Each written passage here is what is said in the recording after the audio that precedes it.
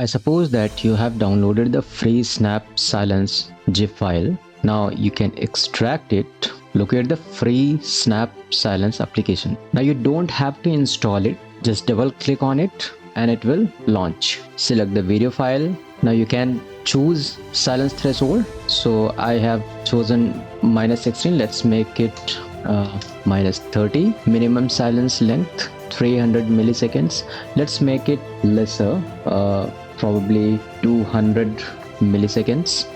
And your project frame rate basically 30. So this frame rate should be the frame rate of your video, otherwise the result will be distorted.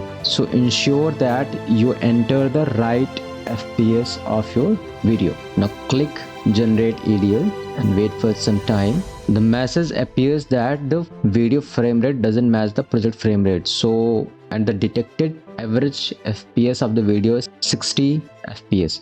So let's make it 60.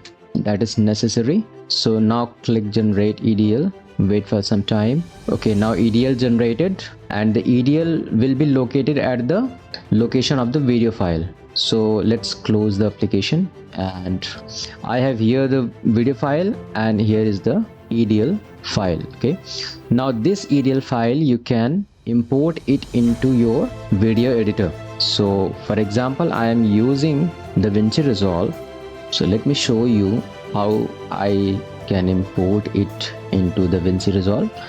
If you are not using DaVinci Resolve, you can import it in your other video editor. So let's create a new project. Let's import the file first, video file first. So import media, and let's locate the media file. So test.mkv. Okay, change the project frame rate because the video frame rate is 60 and my project frame rate is probably 24. So I'll change that, and so that the project frame rate matches to the video frame rate. Now I will import the EDL file. So go to file, import timeline, locate the timeline.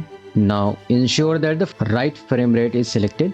Click OK. So here is the timeline. You will see the grayed out parts. These are the silence parts, and you can remove it easily by going to edit page and just select the complete timeline and go to edit, delete gaps. Now all the gaps has been deleted. So let's compare it that the silence parts are removed or not. Let's create a timeline with the original file.